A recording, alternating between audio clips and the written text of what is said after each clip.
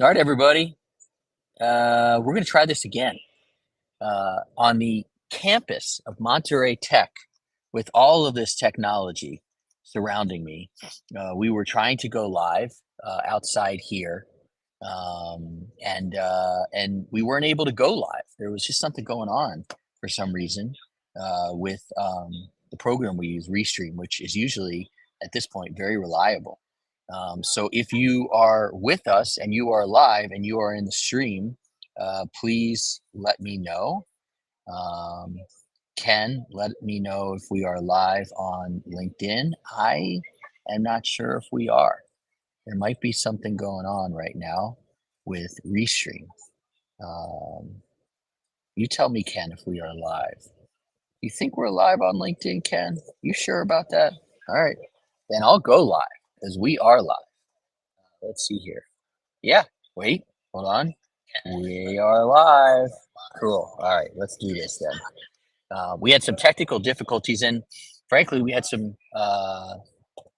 issues just getting going on Restream. But where we don't have issues is the technology here at Monterey Tech. Who would have thought? Especially the internet on this campus is phenomenal. The second you walk onto campus, you get this great internet, and the second you walk onto this campus, and if you're following me on Instagram or Facebook, sorry, I've been posting too much. If you think, um, you are surrounded, and I mean literally surrounded by animals. Yes, animals. There's ducks, there's peacocks, there's deer. I'm not even kidding you. There are deer on this campus. So you're probably wondering, what am I doing in Monterrey, Mexico? I am at the IFE conference here in Monterrey, Mexico. It's every single year right around this time. If you get a chance to come, I highly recommend it. Monterrey is amazing. Mexico is amazing, and this conference is amazing. I came here and spoke on a panel about basically how universities and startups can work together. I was honored to be on that panel. I was uh, surrounded by some really important and wonderful people. And if you are able to check on LinkedIn, you'll kind of see our recap. And the conversation was really great. Um, I was actually filling in for my coach and co-host here, John Gamba, who couldn't make it to this event. So I was filling some very large and probably nice shoes. Um, and I think I brought an interesting perspective because the people on the panel were more kind of focused on universities, and I was more focused on startups. And I was able to talk about, um, from the standpoint of a startup, um, what it would mean to partner with a university, especially a university like the University of Pennsylvania. Um, the opportunity to be a part of the University of Pennsylvania and their graduate school of education and get to um, really get to how should I say this? Really get to drink their Kool-Aid, their very successful Kool-Aid, which would mean the research to practice. They're very big. Dr. Michael Golden, John Gamba, Rita, they're very big on research to practice in their team. And I think that's fantastic. As an entrepreneur, if you have the opportunity to work with an institution like the University of Pennsylvania and get the opportunity to then be connected with their researchers so that they can validate what you're doing, that's incredible.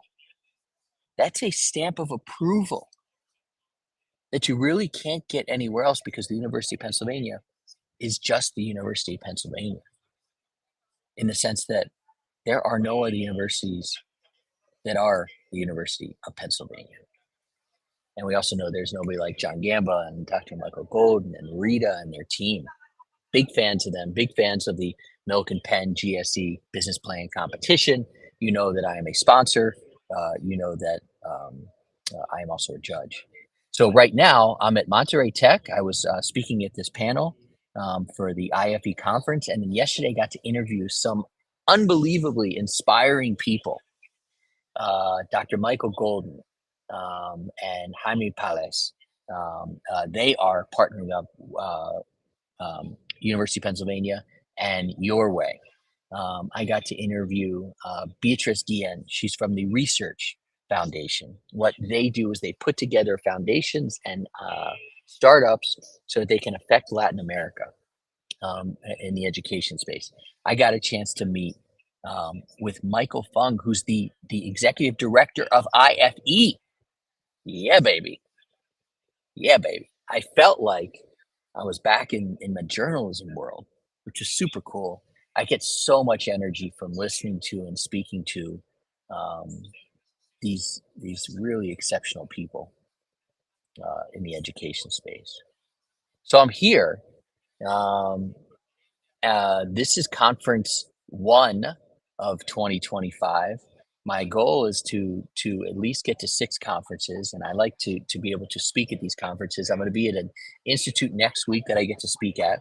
The following, then later early in March, John and I will be at South by Southwest EDU. We're going to be hosting an event for entrepreneurs.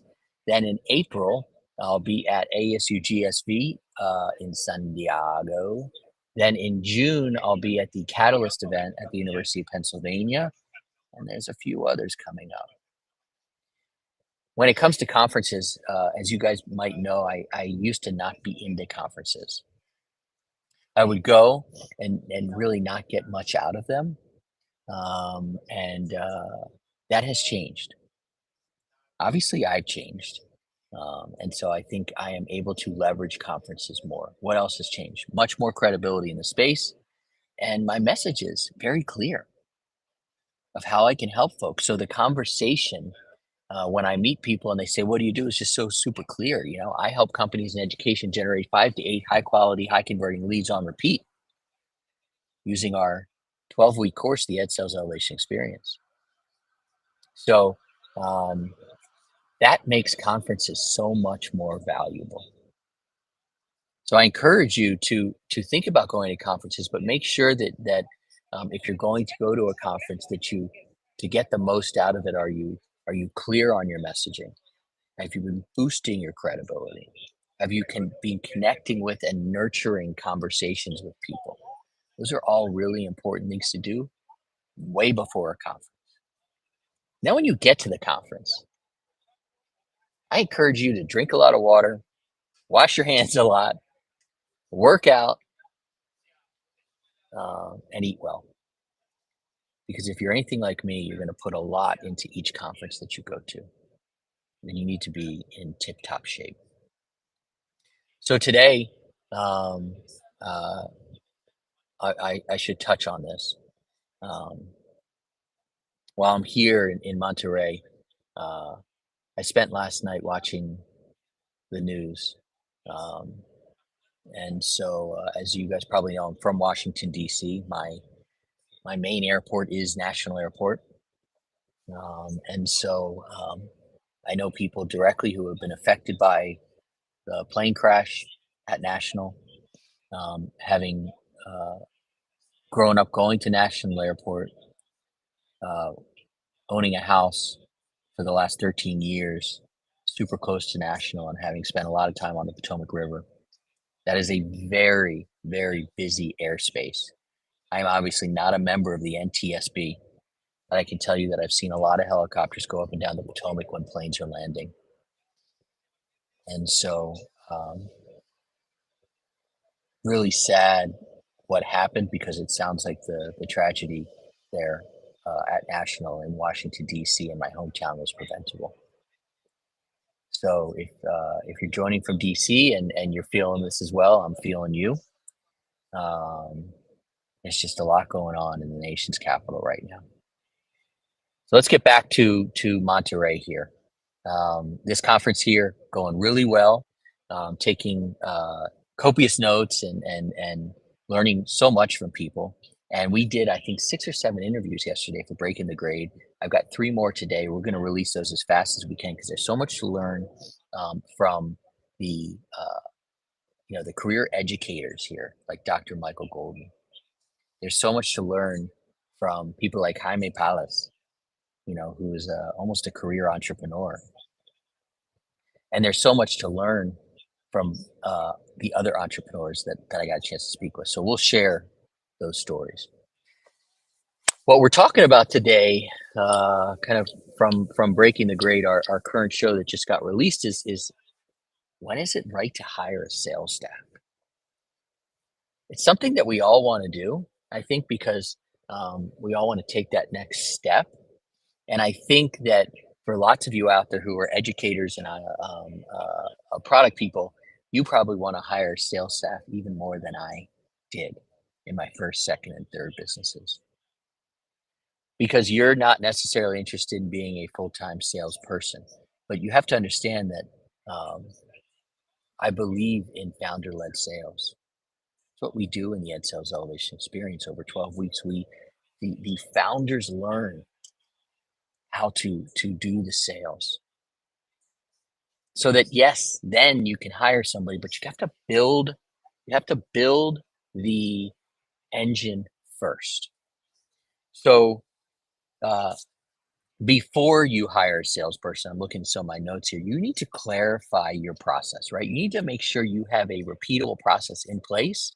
If you hire somebody to figure that out, including the messaging, including building up your credibility, you're going to spend 6 to 8 months waiting for them to get any sort of traction or progress. And that's not what you want to do. You want to have leads ready to go for them. So they are just capitalizing on this robust pipeline that you have begun to build. Okay. And you want to potentially have a scalable system already in place for this person. Granted, they are going to put their fingerprints on each part of this process, from creating repeatable leads to creating that robust pipeline to creating those scalable processes. We use High Level as our CRM, and we use Basecamp for our project management. But you need to be the driver until you let them take the wheel, and then you let them drive. And then you get in the back seat. And then when you're in the back seat, you can put your head down into your computer if you don't get car sick, and you can work on the business. So that should be the game plan here. Um, one of the metaphors we use here, it's like trying to put together IKEA furniture without the right tools. You might get it done if you hire that salesperson too early, but you're going to get it done a lot faster in terms of getting them on board and being successful if you've already built, again, those repeatable processes, that robust pipeline, and those scalable systems. So before you launch a sales team, you have to have these pieces in place, and then the results will be what you're really hoping for. If you've figured these key processes out, great. If you haven't, we're here to help. It's a really tough thing to do, and we do it for our clients and with our clients. By the way, we just started cohort number 8, unofficially 8, because we've worked with a lot of different companies on the side. Got this great cohort of 8 companies, all in education, who started this week. And this week is a really kind of a getting to know you week, but we start making progress. We start immediately, I mean, immediately, with the headline of your LinkedIn profile. A LinkedIn course, I'll defend that till the end of time, but we do start with the headline in LinkedIn. And the reason we do that is because a lot of folks need help with that. So I used to start the cohort and just get going. And then a couple of cohorts in, Lynette, who was a member of one of our cohorts, said, "Hey, Josh, I'd like to get to know everybody a little bit before we got going." I said, "That's totally fair. And it's very smart, in fact, Lynette." And so I said, "Let me compromise with you. I got this need to get people progress. So let's do this. Let's go around the horn, everybody introducing themselves, but let's let them practice their headline." The headline is, "I help who using what method get which results." So that's a great way to introduce yourself. And so we went around the horn. It was fantastic. By the way, the sun seems to be coming out here in Monterey. We're in the mountains, so it's generally cloudy and then it gets very sunny versus where we have our other house in San Miguel de Allende, where it's basically sunny all the time. Um, so this is kind of going to be a shorter check-in. By the way, we will not be meeting next week.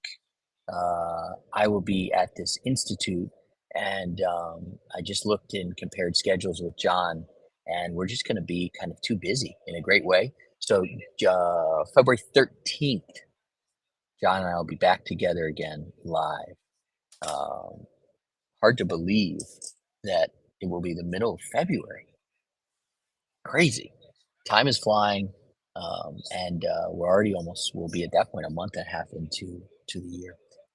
So let's just recap here a couple different things. I am outside, which again you've heard me say this. I'll say it again. I'm outside doing a live across Facebook, YouTube, LinkedIn, uh, and Instagram. I think Instagram. When I was on TV covering sports in beautiful Harrisonburg, Virginia, in the Shenandoah Valley, WHSV TV, um, when we wanted to kind of do anything outside the studio, we called it a look live because we basically ran a cord out in in the hallway into the front of the station. And right now, I'm live. I literally have no cords attached to my computer, and we're broadcasting all over the world on, I believe, 4 different channels. How fantastic is that? And Ken, who is my right hand man, a best friend, a producer, which is a role he probably didn't know was coming, uh, recognized that we weren't live here, so we kind of halted the first live, which nobody saw, and now we are live here. Um, I'm at Monterey Tech because I'm at this wonderful conference, IFE. It's every single year right around this time. If you get a chance to come, you get to go to Monterey. You get to meet with some wonderful people who are doing a lot of great work in America and also Latin America.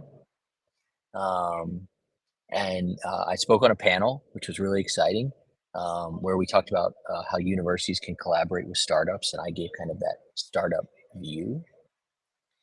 And then yesterday, I got a chance to do about 7 or 8 interviews. I can't remember, maybe it was 6, who knows, with some really fantastic people from all over the spectrum, universities, the executive director of IFE, and several entrepreneurs with super inspiring stories, including one with a major exit that he talked about. Today, I've got some more interviews. Tomorrow, I fly back to San Miguel, 1 day to unpack, and then Sunday, flying out to my next conference. So it's that time of year. I am though doing a really good job of getting sleep, drinking water, trying to keep my immune system up, and working out.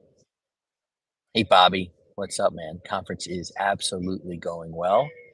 Um, I was just talking about, I don't know if you've been on, I was just talking about 3E8 and Get It Going, and how we have this fantastic group of entrepreneurs in the education space. So Bobby is in 3E8. And Bobby, tell everybody if you want to in the chat um, where you are and your company. And then Ken, looks like we have somebody saying here, I'm at a conference, but still managing my business. I can because I know how the system plays. Did I say that? Or did somebody else say that, Ken? Because honestly, that's us, right, Ken? Because I am at this conference, but our systems continue to move and they're getting stronger. We've added a few new people to the team, and our systems are getting stronger by the day. And I know you can feel that too, Ken. Um, so I am going to wrap up here shortly. Again, at IFE here in Monterrey, Mexico. And my next steps here are to do a few more interviews, get back to the hotel after eating some food. I found a great ramen place, which was why my face looked might look a little puffy because I think I've been having too much salt, sodium, but it's so good. And then get back, unpack, and then repack on Saturday and head out to the next conference. So it's a busy, wonderful time of year. For everybody who joined, thank you so much. Bobby from New York. He's so New York. Bobby is so New York, which is awesome. And he's going to rock it in 3-8. And for everybody else who joined and chatted, awesome to have you. New York, doing my homework. Cool, brother. You should be supercharged for ed sales because you're going to do really well. You're bringing the right attitude, and we're going to work together and make sure you get this done. I'm gonna put something up here, which is our QR code for joining the 3E community. Bobby, now a part of the 3E community. It is literally growing by the day, which is super exciting. So hopefully people are joining the 3E community via that QR code. I'll leave that up for a minute. And then I will say hasta luego from Monterrey, Mexico. Pretty crazy that we're going live from Monterrey outside on this wonderful campus. I haven't had any animals come up to me, but literally this campus is like a zoo. There's so many animals just walking around on the zoo. It's crazy. It's a great institution here in Mexico. So take a look, Monterey Tech, at the Monterey campus. Appreciate everybody joining. Bobby, get back to your homework, brother. We got a lot of work to do. Everybody else, great to hear from you. Have a great week. We'll not see you next week because I'll be at a wonderful institute that I'm honored to be a part of. And then the next week, John and I will be back on February the 13th. We can, at that point, we can do a few things. We can celebrate Valentine's Day, and the Super Bowl champion will be crowned. And I can't believe we are 27 minutes into this, and I haven't mentioned my Washington Redskins, who took an absolute beating from John and his Philadelphia Eagles. And at that point, absolutely the better team won that day. I do believe that Philadelphia and Washington at that point were equal. But then as the Skins started making mistakes, the Eagles started capitalizing. So for one last time, not for the season because it'll happen, we'll do this. I'll play a little music here. An amazing season for the Washington Redskins. And it's worth noting that I worked for the Redskins for several years, and it was the most toxic organization that one could be a part of in the world. The owner was fired. Don't feel bad for him because he bought the team for $600 million and sold it. No, $800 million and sold it for $6 billion. But once you cut that toxicity off the head, the whole organization started to come back. The people and the culture, the new owners, from Josh Harris to Magic Johnson, have done a phenomenal job of putting the right people in place. Adam Peters, and all the way down the line, they have picked up great people. So I'm not here to talk to you guys about sports. What I'm here to talk about is that it takes people and culture to grow an organization. And I'm super proud of what's going on there in Washington, D.C. with the football team. I'm also super sad what's going on there in Washington, D.C. right now because of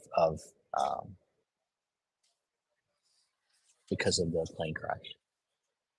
It sounds like it could have been prevented.